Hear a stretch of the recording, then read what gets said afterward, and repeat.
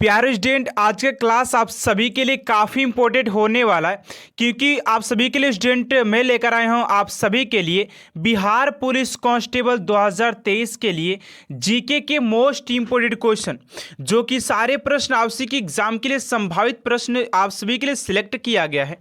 यकीन मानिएगा, आप सभी के लिए सारे प्रश्न इंपॉर्टेंट और एग्जाम ओरिएंटेड लिए गए हैं। जैसा कि आप सभी को पता है कि सारे प्रश्न जो टोटल लिया गया, यहाँ पर 35 क्वेश्चन लिया गया और आप सभी को लास्ट में कमेंट करना है कि आप सभी ने 35 क्वेश्चन में कितने क्वेश्चन को अटेंड कर पाए, यानी कि आप सभी पता लगा पाएंगे कि आप सभी का स्टडी कितनी मजबूत हुई है। तो स्टार्ट करते हैं स्टूडेंट आज की इस क्लास को। आज के क्लास का जो फर्स्ट प्रश्न है आप सभी के स्क्रीन पर दिखाई दे रहा है। फर्स्ट प्रश्न की ओर बात करते हैं। सन 2011 की जनगणना के अनुसार बिहार की साक्षरता दर कितनी है? सन 2011 की जनगणना की बात करें तो कसम खा लीजिएगा, क्योंकि यहाँ से 1 से 2 प्रश्न आप सभी के 100% किसी भी एग्जाम में और यहाँ पर पूछा ही जाएगा।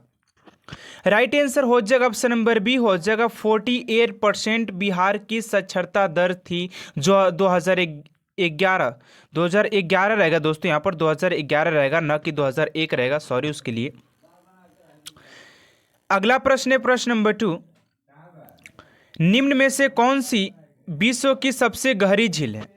तो निम्न में से विश्व की सबसे गहरी झील की बात करें तो राइट आंसर हो जाता है ऑप्शन नंबर ए, हो जाएगा बैकाल झील हो जाएगा विश्व की सबसे गहरी झील। अगले प्रश्न की ओर बात करते हैं प्रश्न नंबर 3। प्रश्न नंबर 3 कह रहा है कि निम्नलिखित में से कौन सा विकल्प ऐतिहासिक कालानुक्रम रूप से ठीक है? यानी कि जो ऐतिहासिक जो राजाएं थे, जो सम्राट थे, उसका जो दोस्तों जो नियम है, जो बढ़ते क्रम, यहाँ पर कालानुक्रम रूप जो है कौन सा सही हो जाएगा? राइट आंसर हो जाएगा 3 का ऑप्शन नंबर सी, हो जाएगा हुमायूं, अकबर, जहांगीर और शाहजहां इज राइट आंसर हो जाएगा option number C, question number 3 का। ठीक है, अगले प्रश्न की ओर बात करते हैं स्टूडेंट। प्रश्न number 4। A house for mister विश्वास पुस्तक का लेखक निम्नलिखित में से कौन है? कह रहा है कि अ हाउस फॉर मिस्टर विश्व पुस्तक का लेखक कौन है? राइट आंसर हो जाएगा 4 का आप सभी का ऑप्शन नंबर सी, हो जाएगा वी.एस. नायपाल हो जाएंगे, V S. Naipaul option number C आप सभी का राइट आंसर हो जाएगा। अगले प्रश्न की ओर बात करते हैं प्रश्न नंबर 5। ले अप शॉट शब्द निम्नलिखित में से किस खेल से संबंधित है? दोस्तों मैं आप सभी को एक बात बता दूं कि आप सभी की एग्जाम में जो भी यहां से प्रश्न लिया गया उस टॉपिक से कसम खा लीजिएगा 1 प्रश्न या 2 प्रश्न जरूर पूछेगा। जैसा कि यहां पर मैं बात करना चाहता हूं कि जो शब्द है, जो कि कौन सा शब्द किस खेल से संबंधित है, ऐसा 100% एग्जाम में आप सभी के प्रश्न पूछता ही पूछता है। ठीक है ना? तो राइट आंसर हो जाएगा 5 का ऑप्शन नंबर सी, हो जाएगा बास्केटबॉल हो जाएगा। अगला प्रश्न है आप सभी का 6 नंबर कि मुख्यमंत्री पुष्कर सिंह धामी को शपथ दिलाई थी। यानी कि दोस्तों मुख्यमंत्री पुष्कर सिंह धामी को शपथ किसने दिलवाया था? राइट आंसर हो जाएगा क्वेश्चन नंबर 6 का बेबी रानी मौर्य ने दिलवाई थी, ऑप्शन नंबर डी हो जाएगा। फिलहाल के जो राष्ट्रपति द्रौपदी मुर्मू जी आप सभी को पता है दोस्तों। अगला प्रश्न है 7 नंबर कि हाल ही में संपन्न यूक्रेन कुश्ती टूर्नामेंट 2021 में किस भारतीय ने गोल्ड मेडल जीता है? दोस्तों ऐसे करंट अफेयर्स प्रश्न के आपसे क्वेश्चन 100% पूछे जाएंगे और 2023 को छोड़कर के 2021-22 का जरूर पूछा जाएगा। ठीक है ना? राइट आंसर हो जाएगा 7 का ऑप्शन नंबर सी, हो जाएगा विनेश फोगाट हो जाएंगे ऑप्शन नंबर ए। ठीक है ना? अगला प्रश्न है फ्रेंड्स आपसे का प्रश्न नंबर 8 का है कि तंजानिया देश की पहली महिला राष्ट्रपति कौन थी? यहाँ पर दोस्तों ऐसी प्रश्न आपसे के एग्जाम में पूछा जाता है कि कौन सी राष्ट्रपति, यानी कि जो मुख्यमंत्री पहला जो महिला बनी पहली बार। जिस क्वेश्चन में पहला लग जाता है फ्रेंड्स आप सभी का, वो राइट आंसर क्वेश्चन जो होता है काफ़ी इंपॉर्टेंट बन जाता है, एग्जाम में आने वाला हो जाता है। तो 8 का जो राइट आंसर हो जाएगा डी, हो जाएगा सामिना हसन जी हो जाएंगे ऑप्शन नंबर डी। अगला प्रश्न है आप सभी का 9 नंबर कह रहा है कि वियतनाम के नए राष्ट्रपति कौन बने हैं। तो वियतनाम के जो नए राष्ट्रपति की बात करें फ्रेंड्स, तो राइट आंसर हो जाएगा 9 का ऑप्शन नंबर ए हो जाएगा युगन फुत्रोग जी हो जाएंगे ऑप्शन नंबर ए। ठीक है ना। यहाँ पर अगले प्रश्न की ओर बात करते हैं, प्रश्न नंबर 10। फ्रेंड्स आप सभी के लिए स्टूडेंट ये काफ़ी इंपॉर्टेंट ये क्लास चल रहा है, क्योंकि आप सभी को इस क्लास से एक आइडियाज लग पाएगा, क्योंकि आप सभी के लिए ये जो क्लास का जो प्रश्न कराया जा रहा है ये न्यू सिलेबस पर आधारित है। कौन से? ये न्यू सिलेबस पर आधारित प्रश्नों को आप सभी को लगवाया जा रहा है कि न्यू सिलेबस जो उसमें कैसे कैसे प्रश्न आप सभी के एग्जाम में पूछे जाएंगे। ठीक है ना। तो आप सभी के लिए काफ़ी इंपॉर्टेंट हो जाता है कि आप सभी को एक आइडियाज लग पाएगा कि कैसे कैसे प्रश्न एग्जाम में पूछे जाएंगे। ठीक है। बात करते हैं इस क्वेश्चन का, जो यहाँ पर देखते हैं 10 नंबर कि आईसीसी की नई नीति के अनुसार कितने साल से कम उम्र के खिलाड़ी अंतर्राष्ट्रीय क्रिकेट नहीं खेल सकेंगे। यहाँ पर जो नियम लगाया गया है राइट आंसर हो जाएगा 10 का ऑप्शन नंबर ए हो जाएगा 15 साल से कम उम्र के खिलाड़ी जो होते हैं आईसीसी के नीति के अनुसार अंतर्राष्ट्रीय क्रिकेट नहीं खेल सकते हैं। अगले प्रश्न की ओर बात करते हैं, प्रश्न नंबर 11। यहाँ पर 2001 नहीं रहेगा फ्रेंड्स, 2011 की जनगणना के अनुसार बात करें तो ठीक है ना। यहाँ पर जो प्रश्न कर आपसे क्या 11 नंबर कर रहा है कि प्रश्न नंबर 11 कर रहा है कि सन 2011 की जनगणना के अनुसार भारत की कितनी प्रतिशत जनसंख्या नगरीय है। तो राइट आंसर हो जाएगा इस क्वेश्चन का प्रश्न नंबर 11 का ऑप्शन नंबर बी हो जाएगा 28% हो जाएगा। ठीक है ना। अगला प्रश्न को बात करते हैं।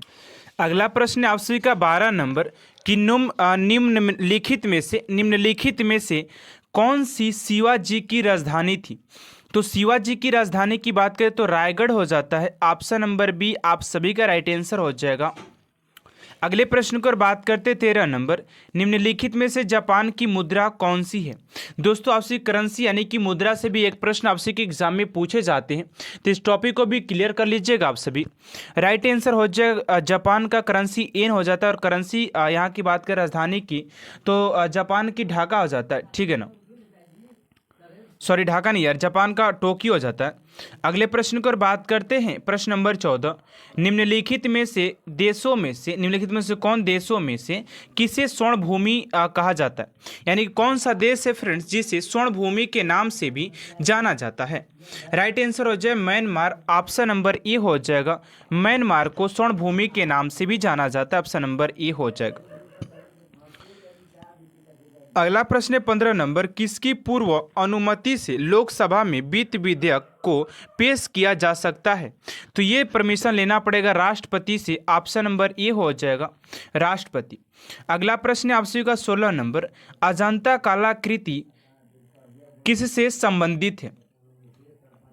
तो अजंता कलाकृति की बात करें तो राइट आंसर हो जाता है दोस्तों गुप्त काल से संबंधित है, ऑप्शन नंबर डी आप सभी का राइट आंसर हो जाएगा। अगला प्रश्न 17 number a tale of two cities नामक पुस्तक किसने लिखा है। दोस्तों आप सभी को मैं आज बता देता हूँ कि यहाँ पर बुक और लेखक से भी आप सभी के एक प्रश्न एग्जाम में 100% पूछे जाएंगे, तो इस टॉपिक को क्लियर कर लीजिएगा जो 2023 में जो इंपोर्टेड बुक्स लिखे गए होंगे। 17 नंबर प्रश्न का राइट आंसर हो जाएगा चार्ल्स डिकेंस हो जाएंगे, ऑप्शन नंबर डी। ठीक है ना। अगला प्रश्न आपसी का 18 नंबर कि अंतर्राष्ट्रीय पुरस्कार प्राप्त फिल्म मानसून वेलनी के निर्देशक थे। तो यहाँ पर राइट आंसर हो जाएगा 18 का ऑप्शन नंबर सी हो जाएगा मीरा नायर हो जाएंगे।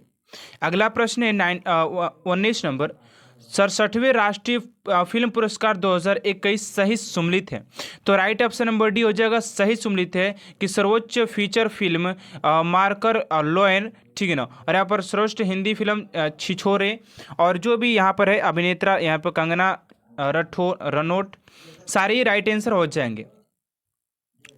अगला प्रश्न 20 नंबर की पद्म भूषण 2021 में किन्हें मरणोपरांत दिया गया था। तो राइट आंसर हो जाएगा 20 का ऑप्शन नंबर डी हो जाएगा चंद्रशेखर कांबर का दिया गया था, ऑप्शन नंबर डी हो जाएगा। अगला प्रश्न दोस्तों अभी तक आपसे मैं चैनल सब्सक्राइब नहीं किया तो प्लीज़ यार आप सभी से छोटा सा रिक्वेस्ट है कि चैनल सब्सक्राइब जरूर कर लीजिएगा, क्योंकि आप सभी के लिए एक इकलौता चैनल है जहां पर आप सभी के लिए डेली बेहतर से बेहतरीन प्रयास करने का प्रयास किया जाता है। ठीक है ना। अगला प्रश्न 21 नंबर कि निम्न में से किसे सोमनाथ मंदिर ट्रस्ट का अध्यक्ष बनाया गया है। तो सोमनाथ मंदिर के ट्रस्ट का अध्यक्ष की बात करें किसे बनाया गया, तो 21 का हो जाएगा option number A, Narendra Modi ji को बनाया गया है। अगला प्रश्न 22 नंबर, रतले पनबिजली परियोजना चर्चा में है, यह किस नदी पर निर्मित की जा रही है, तो ये दोस्तों चिनाब नदी में की जा रही है, ऑप्शन नंबर ए हो जाएगा। अगला प्रश्न है कि रामागुंडम बांध कौन सी नदी पर है, तो राइट आंसर हो जाए तो 23 का ऑप्शन नंबर बी हो जाएगा, गोदावरी नदी हो जाएगा, ऑप्शन नंबर बी।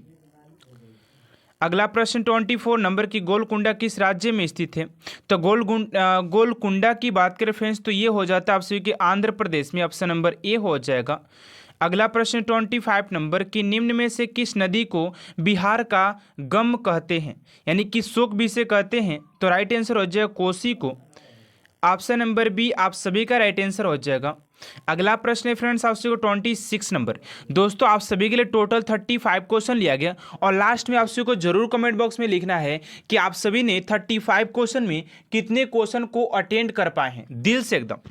अगला प्रश्न 26 नंबर कि अकबर का मकबरा कहाँ पर स्थित है, तो अकबर की मकबरा की बात करें फ्रेंड्स तो राइट आंसर हो जाता है 26 का ऑप्शन नंबर डी हो जाएगा, सिकंदरा में है, ऑप्शन नंबर डी। अगला प्रश्न फ्रेंड्स आपसे का 27 नंबर का है, ध्यान दीजिएगा। अगला प्रश्न आपसे का 27 नंबर कि मौर्य राज्य के संस्थापक कौन थे, तो मौर्य राज्य के संस्थापक की बात करें तो चंद्रगुप्त मौर्य हो जाता है, ठीक है ना।